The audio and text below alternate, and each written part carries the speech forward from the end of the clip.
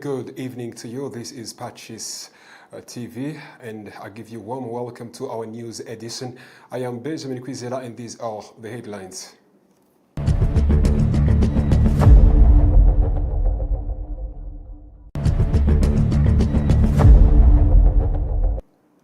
Members of St. Joseph Choir from Cyangugu Cathedral Parish and in Nyakiringo Central in Ishangi Parish said that motivating young generations to join choirs at young age, it is a strong pillar to build the future of the church. The Bishop of Ruhengeri Diocese, His Lordship Vincent Harurimana, stated that the church is committed to continuing its contribution to building a nation free from division. In Nyanza, some families of priests and nuns who were victims of the 1994 genocide against the Tutsi and who are laid to rest at Nyanza Parish Memorial Site are requesting the establishment of the Diocesan Commission to oversee the memorial where their relatives are buried. In international news, Pope Leon XIV is said to meet with United States Secretary of State Marco Rubio on Thursday. Welcome to our news in details. Members of St. Joseph Choir from Cyangugu Cathedral Parish and Nyakiringo Central in Ishangi Parish said that motivating young generations to join choirs at young age, it is a strong pillar to build the future of the church. News in detail. Members of St. Joseph choirs from Cyangugu Cathedral Parish and Nyakiringo Central in Ishangi Parish say that training children to sing in choirs is a strong pillar for preserving and developing church choirs in the future. They explain that this is the best way to prepare those who will replace them, so that choirs can continue without losing strength. At the same time, Father Silas Tengumuremyi encourages parents to raise their children in the culture of choir singing, reminding young people that they are hope for the future of church choirs. This was said during partnership visit between two choirs, which share the same patron saint, St. Joseph. They usually collaborate in praising God together. On this occasion, St. Joseph Choir from Nyakiringo led the Mass celebrated at Marie-Reine Chapel in Cyangugu Cathedral Parish. After the Mass, Hamuwe Emmanuel said that the 4-year partnership has brought many benefits, including starting to focus on training young choir members after realizing that most members were becoming older. Before, with Junior, we used to look for people to help us read the songs, but we could not find them. But since we found Junior, they have started helping us, especially because we are beginning to not see well. St. Joseph Choir from Gihundwe in Cyangugu Parish, which have existed for 41 years, was founded by young people. Zeimana Florier, one of the founders, said that staying close to children is what has helped the choir last for so long, especially through the children's choir called Saint Dominique Xavier. We encourage you a lot because, as you can see, I have already reached an old age, and it is not easy anymore. I used to do this when I was young, using glasses to see. Now we are looking for children who will replace us. On the other side of Shangi Parish, Adrien Mukatifu said that since they started focusing on children, there have been positive changes before the energy reduced as members grew older, which also affected their ability to teach. Father Silas Tengumuremyi, who is in charge of coordinating choirs in Cyangugu Cathedral Parish, emphasized that the future of choirs and church music depends on the young generation. He asked parents to bring their children to the choir as their number is still low. In Cyangugu Cathedral Parish, all choirs are required to have children's choir and give them time to sing during Mass. Through the Music Commission, a music school has been also started to develop young talents. Before, we were told that the children's choir was still small. Maybe some of you have children. Those who have children should take the initiative to send them to the junior group. And you children, remember that you are the hope of St. Joseph. One day the adults will grow and their voices will not be strong, so you will replace them. In Shangi Parish, they are continuing the same efforts of focusing on children with the aim that they will replace the old members. From Cyangugu to Ruhengeri, during the 32nd commemoration of the 1994 genocide against the Tutsi, held at the Court of Appeal Memorial Site in Musanze District and organized by the Catholic Diocese of Ruhengeri, the Bishop of Diocese, His Lordship of Vincent Harurimana, stated that Church is committed to continuing its contribution to building a nation free from division. News in detail. The event began with a Holy Mass celebrated at Ruhengeri Cathedral Parish in memory of the innocent Tutsi victims killed in the 1994 genocide against the Tutsi. This was followed by remembrance work that started from Ruhengeri Cathedral Parish and ended to the Court of Appeal Memorial Site in Musanze District. Flowers were laid at the site where more than 800 Tutsi victims are buried. They had been carried there after seeking refuge, hoping to be protected because it was a place associated with justice. However, this was not the case, as out of more than 800 people who had sought refuge there, only one survived. Mukamana Justin, one of the survivors from the Diocese of Ruhengeri, specifically from Kivuruga sector at the Gatenye district, expressed gratitude to the former RPA Inkotanyi soldiers who stopped the genocide and saved the Tutsi lives. She noted that today she remembers with a strength and continues rebuilding her life thanks to God, leadership led by His Excellency, the President of Republic of Rwanda, Paul Kagame. I would like to thank President of Republic and his soldiers for conquering the country, because if they didn't, I wouldn't be here giving this testimony. The president of Ibuka in Musanze district, Twizere Rusisiro Festus, thanked Christians and religious leaders who showed humanity by rescuing others, despite the fact that some members of the clergy acted contrary to their mission. Even though there are some people we blame, we would also to thank genuinely those who showed bravery and rescued Tutsis, differed themselves from genocidal ideology.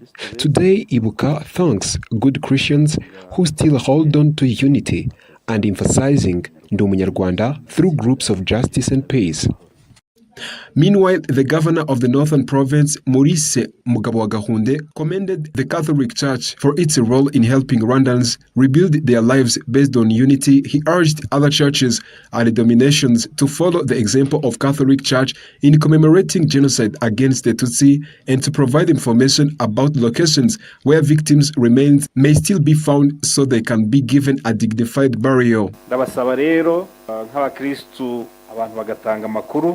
I request Christians to give information about where bodies of victims of genocide were thrown, so that they may get dignified burial. And I also request those from other churches to follow example of Catholic Church. The Bishop of Diocese of Ruhengeri, His Lordship Vincent Harorimana, reiterated that the Church is ready to continue contributing to building a country free of division, emphasizing that remembrance is a time to reflect and honor the Tutsi victims of 1994 genocide. Commemorating reminds us that we lost the bond of brotherhood, the brotherhood that is deeper than barriers, origins, and faces, and many more. As Christians, we must go back to the heritage of Jesus, heritage of love.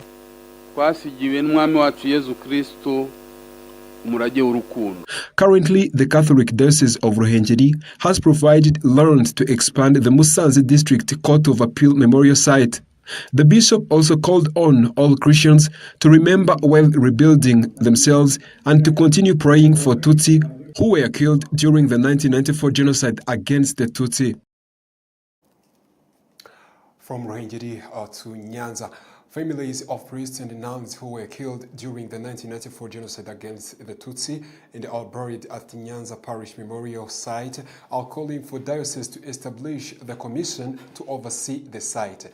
They also want formal commemorations of these clergy members included in the diocese official program to preserve the memory.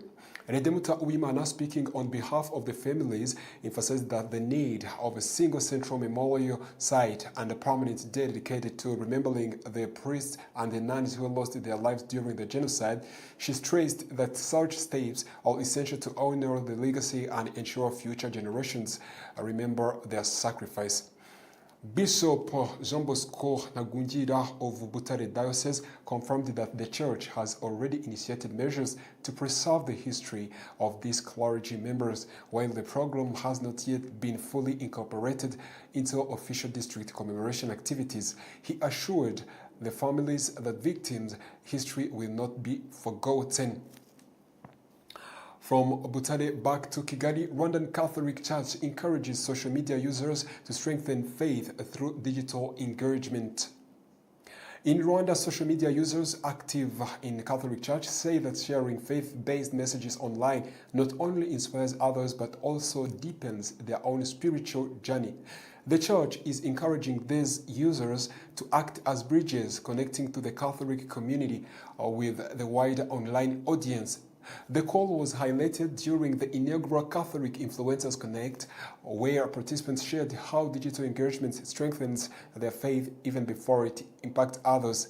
His Eminence Antoine Cardinal Kambanda, Archbishop of Kigali Archdiocese and the President of Catholic Bishops' Conference, emphasized the importance of social media as a tool for evangelization. Building on a tradition that dates back to Pope Benedict XVI, first Twitter account and Pope Francis' affirmation of social media as gift from heaven. The Catholic Church in Rwanda plans to make a Catholic Church in the worldwide. The use of modern technology was first addressed during the Second Vatican Council, but it was Pope Benedict XVI who launched an official Twitter account, now X, on 12th of December 2012, expressing his joy in connecting with the followers and offering them his blessing. Pope Francis has continued this approach, affirming that social media is a gift from heaven. The Catholic Church in Rwanda has announced that Catholic Influencers Connect will now become an annual event, fostering ongoing engagement between the Church and social media communities.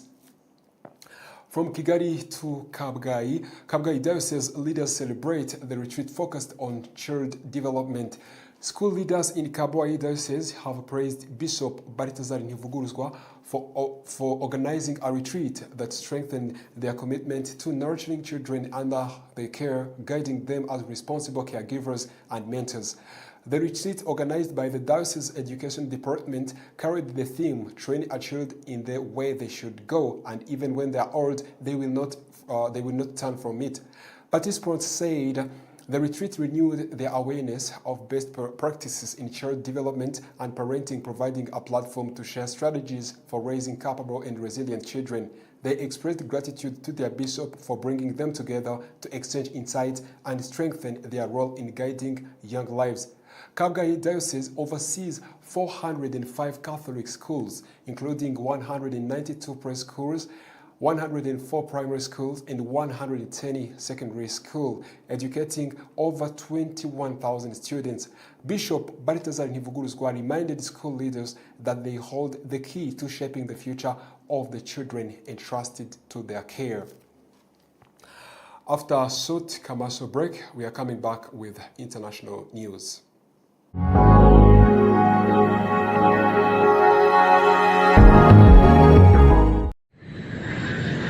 Bakerarugendo namwe bashyitsi mugenda mu karere ka Muhanga no mu tundi turere two mu ntara y'Amajyepfo n'intara y'Iburengerazuba, namwe mwese mukeneye serivisi za hoteli, ni muze nimugera mu mujyi wa Muhanga mukomeze gato. Nimugera i Kabgayi murahasanga hoteli yiteguye kubakirana urugwiro. Iyo nta yindi ni Hotel Saint-Andre Kabgayi. Hotel Saint-Andre Kabgayi tugufitiye serivisi zitandukanye za bar na restaurant kandi zitanga ubuhanga n'icyubahiro ku mukiriya utugana. Tubafitiye kandi imikino itandukanye ifasha abatugana kuruhuka nka piscine wogeramo karuhuka mu mutwe, imyicungo igezweho abana bidagaduriramo bagataha banezerewe, tennis na table game bakunze kwita biyari, igisoro ndetse na volley yo ku mucanga bakunze kwita beach volley mukunda muri benshi nayo nitwayibagiwe. Ikindi nuko muri Hotel Saint-Andre Kabgayi twakira inama zitandukanye kuko tubafitiye ibyumba byiza by'inama utasanga ahandi, byaba bito ndetse n'ibishobora kwakira abantu benshi, ariko by'akarusho tukaba tubafasha no gukora inama mukoresheje ikoranabuhanga mu gihe mutari kumwe mu cyumba.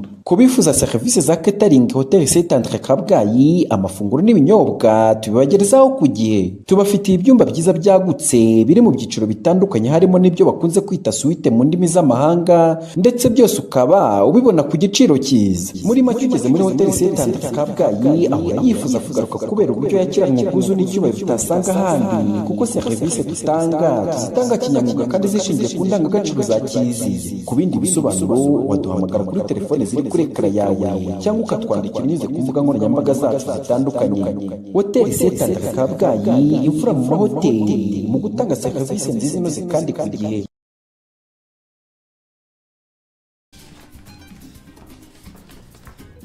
Hanyuma rero ugiye kutubwira impamvu zatumye uhitamo kuza gusaba akazi hano? bwa mbere nza gusaba akazi hano nari nabitekerejeho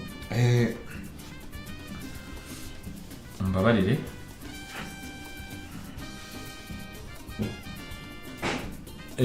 murakoze mu by'ukuri numvaga mfite ubushobozi ndetse n'ubushake. So kutiteguye bihagije ni ukutaryama neza. Rwanda Farm, le paradis du matelas. Yemwe ya shuri bose bashaka ni College Fondation Sina Gerard. Mama we. Iri ni ishuri ribumbatiye icyerekezo cy'u Rwanda twifuza kuko ritanga uburezi buhamye mu mashuri y'inshuke, abanza, icyiciro rusange ndetse n'amashami y'imyuga n'ubumenyingiro mu buhinzi, ubworozi, food processing, ubwubatsi, ubuganishi bw'ibinyabiziga, fashion design, gutunganya imisatsi, ububaji n'ubusuderi. Hari n'amasomo y'igihe gito short courses mu mashami yavuzwe haruguru aherekezwa na practice zihagije kuko abanyeshuri bigira mu nganda za Sina Gerard. Sina Gerard International Football Academy yigisha abana guhera ku myaka 6 gucunga ruhago sawa sawa, atletisme, imbyino nyarwanda no kwiga amategeko y'umuhanda no gutwara ibinyabiziga nabyo biri mu nyongera y'amasomo. Abana biga amashuri y'incuke n'abanza basoza ibyo byiciro bose bazi gutwara igare. Umwana wa segonderi we atahana uruhusa rwo gutwara ibinyabiziga. Witinda kwandikisha umwana ku ishuri kuri Nyirangarama cyangwa ku mashami ya Sina Gerard Entreprise Urwibutso hose mu gihugu. Ku bindi bisobanuro hamagara 0788555123 cyangwa 0788355999. College Fondation Sina Gerard. Twubaka ubukungu bushingiye ku bumenyi. I wish I could leave my skin behind. Icy'ingenzi ntabwo ari ukugira diplome ya kaminuza. Uyu munsi birahagije kuganira n'umuntu byonyine ukamenya ko yize muri kaminuza ibonetse yose cyangwa se ko yize muri kaminuza Gatolika y'u Rwanda, Catholic University of Rwanda, by'umwihariko mu ishami ryayo rya Kigali. Ubu abazi guhitamo neza batangiye kwiyandikisha muri Catholic University of Rwanda Kigali campus ikorera Nyamirambo. Abashaka kwiga mu mashami y'uburezi kwiyandikisha mu gihembwe kizatangira mu kwezi kwa gatatu, March intake, byaratangiye muri Post Graduate Diploma in Education PGDE. Aba biga muri weekend. Hatangwa kandi amasomo muri Department of Education in Sciences mu mashami ya Economics and Computer Science, Mathematics and Computer Science, Mathematics and Geography na Mathematics and Economics. Hari kandi Department of Education in Arts and Social Sciences mu mashami ya English and Kinyarwanda, English and French, French and Kinyarwanda, English and Kiswahili, Economics and Entrepreneurship, English and History, Economics and History na Economics and Geography. Uhitamo kwiga ku manywa cyangwa se mu biruhuko. Twakira kandi abanyeshuri bafite A1 muri education bakeneye gukomeza amasomo yabo ku rwego rwa A0. Iyandikisha unyuze kuri wa@cur.ac.rw. Wanahamagara cyangwa ukandika ubutumwa kuri 07 83 18 86 26 cyangwa 07 33 21 46 78 cyangwa none 07 88 52 41 98. Wanandika email kuri curkigalikampus@gmail.com. The only way to being found is getting lost. Muri Gicurasi kuri Canal Plus wicikwa n'imikino y'indyankurye aho umwami wa Premier League azambikwa ikamba, FA Cup igahamya ubukaka bwayo, uwegukana Ligue 1 ahangwa imboni, Bundesliga yo ikimpaka. Muri Liga mwaba muzi uzitwa igihangange cya Espagne. Naho ku ya 30 Gicurasi umunyabigozi andika amateka mu mukino wa nyuma wa UEFA Champions League. Kuko ugomba kubaho ibyiza bihora kugeza ku ya 31 Gicurasi. Gura bone musanzwe ugura wongereho ibihumbi 2 uhabwa amashani yose ya Canal Plus na DSTV English Plus. Gurira ku mucurizi wemewe no kuri Mobile Money.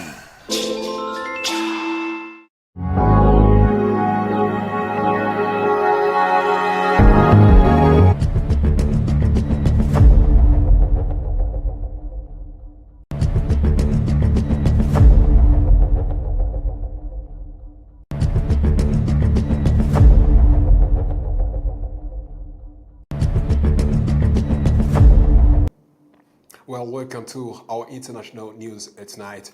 Pope Leo XIV is set to meet with U.S. Secretary of State Marco Rubio on Thursday, the 7th of May, at the Vatican's Apostolic Palace. The meeting is scheduled for 11:30 a.m. with the Secretary Rubio expected to arrive around 11:15 a.m. The two leaders are no longer strangers to one another. They first met last year during the Mass marking the official beginning of Pope Leo XIV's pontificate. U.S. Vice President J.D. Vance was also present at the event. The following day, Pope Leo XIV held a bilateral meeting with both Rubio and Vance. In addition to the U.S. delegation, the Pope will meet with the Prime Minister of Poland, Donald Tusk, earlier that same morning at 9 a.m. These meetings underscore the Vatican's ongoing engagement in international diplomatic. Thursday promises a busy day at the Vatican as Pope Leo XIV continues to meet with global leaders, strengthening ties and fostering dialogue on key international issues. From Vatican to United States of America, U.S. Defense Secretary Peter Hegseth said that U.S. and Iran ceasefire is not over despite attacks in the Strait of Hormuz on Monday. He also claims there is a red, white and blue dome over the waterway with the transit of two U.S. commercial ships on Monday, proving it is clear his comments at glance. Iran's top negotiator warned the United States of America that they are just getting started. The Donald Trump Project of Freedom aims to use the U.S. military to guide the stranded cargo ships out of the strait. Here is the quick guide by Iran insists that it controls the strait and yesterday fired missiles and drones at military and commercial ships, according to the U.S. Until the U.S. or Iran, or preferably both, decide to offer tensions, renewed full-scale hostilities remain an incident away. International news. Meanwhile, the United Arab Emirates reports more attacks from Iran after it intercepted 15 Iranian missiles and 4 drones on Monday. Thank you very much for being with us tonight, but before we come to an end, let's go back to the top stories.